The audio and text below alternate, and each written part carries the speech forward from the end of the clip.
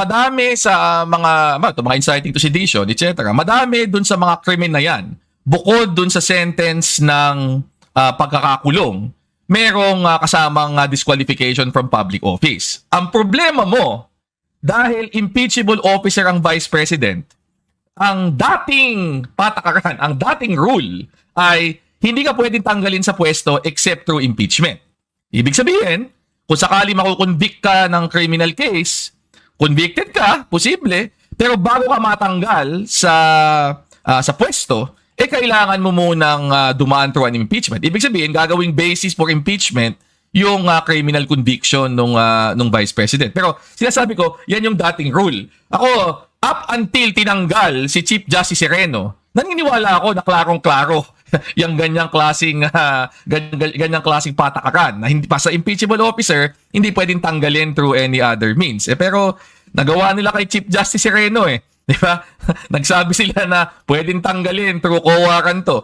So hindi ko na alam gaano pa kasagrado yung patakaran na yan, ganong meron naging ganong precedent doon sa kaso ni Chief Justice Sereno. Although kung ang pagbabatayan natin yung classic na pagbasa pa rin natin ng konstitusyon na tingin ko dapat naman, yung criminal conviction will not automatically disqualify her from yung office na kasalukuyan niyang ino-occupy, pero pwede siyang gamiting basis clearly for an impeachment. Siyempre, nakakonvict ka na nga ng krimen alam nga namang hindi ka palagpasin na lang yon, di ba? Kahit sino ka pa. Pero yun nga, ako hindi ko maintindihan. Nandito tayo sa punto na umaabot na tayo sa ganitong level, di ba? Ate kasi, kasuhan ka pa lang, di ba? Parang makonvict ka pa lang o papunta pa lang sa conviction, nagre-resign na kaagad, di ba? Kasi, di ba? Delikadesa o di ba? Parang yung public uproar, di ba? O kahihiyan, di ba? Nabi ko ba makonvict ka ng isang krimen?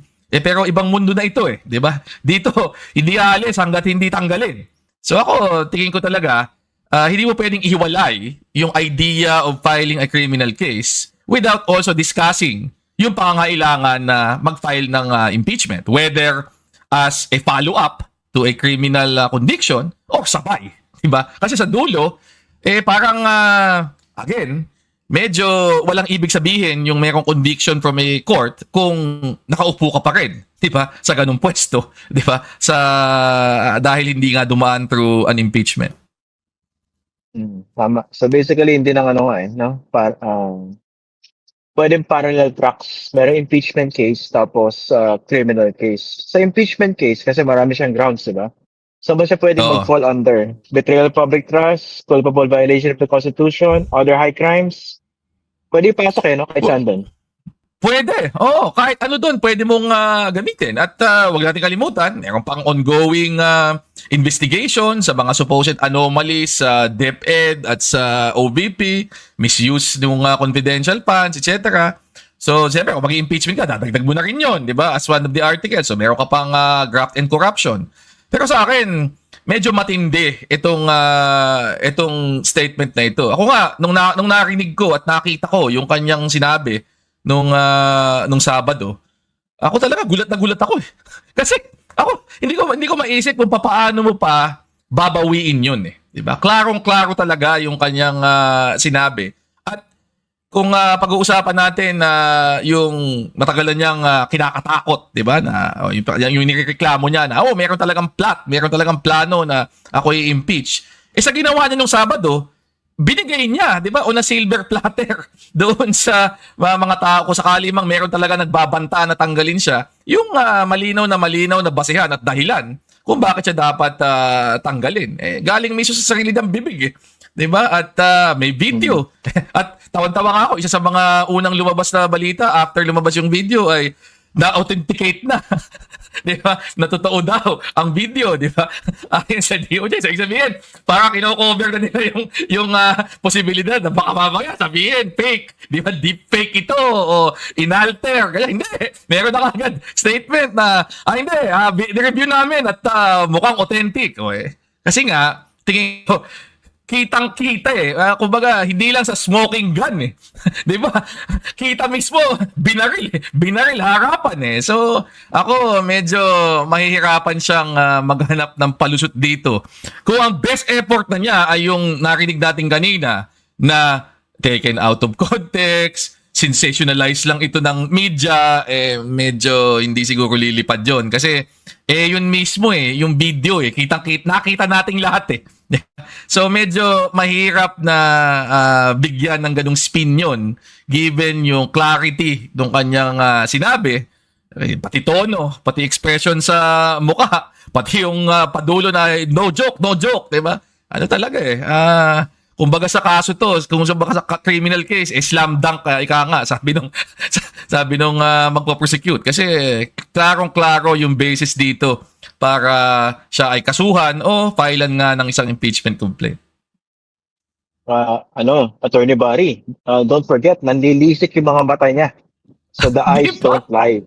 Grabe talaga Eksakto Hindi man Tinalo si Don Rodon sa acting ng mata Oo, iba talaga. Kita mo yung emosyon Hindi kaya mahirap na sabihin na out of context 'di ba? Kasi klarong-klaro 'di ba?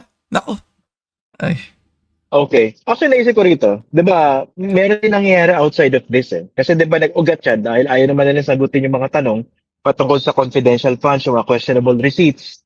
So nagkaroon ng drama diyan sa House kay Zulaika Lopez, tapos yung Vice Presidente. Ay, may nakikita tayo, may nararamdaman tayo, no? At nakikita rin natin ng social media, yung efforts to mobilize. 'Di ba? Yeah. Yung support base ni VP Sara Duterte. Ngayon, 'di ba dapat mag-ingat-ingat din siya dahil pwede rin mag-fall under inciting to sedition. Kung sakaling meron kang ginagawang pagkilos, pero ang target pala, pabagsakin yung gobyerno. Actually, kung ako yung magiging pagpo-prosecute dito, 'di ba? Kasama ko 'yon doon sa context, 'di ba? Na bukod doon sa mga sinabi ni VP Sara Duterte, ito ang naging reaksyon, ito ang naging response ng kanyang mga supporter.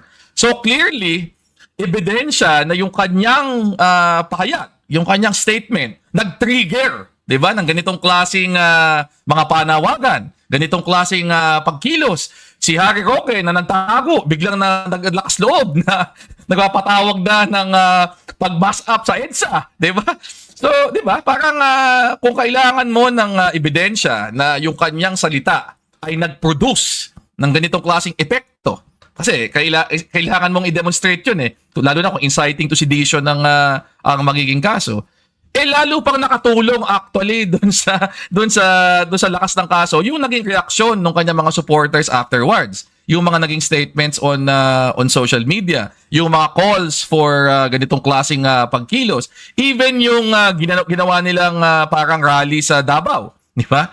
Na parang pwede mo sabihin show of support, but di ba in the context of everything na sinabi, pwede mong sabihin na ito na nga yung ito na ang patunay na meron talagang mass movement na component itong salita. So hindi lang pwedeng i-take yan as isolated na statements, pero meron talagang natitrigger at meron talagang ganitong klaseng pagkilos na kinocontemplate. So ako, hindi nakatulong sa kanya yon kung sakaling ang pananaw ay depensa sa isang possible criminal prosecution. Pero baka nga kasi iba na yung kanilang agenda 'di ba? Hindi na yung criminal trial ang kanilang tinitingnan, kundi political play na lang, 'di ba? All throughout, given na medyo mahirap nang depensahan yung legal sa kasalukuyang sitwasyon dahil nga doon sa kanyang sinabi.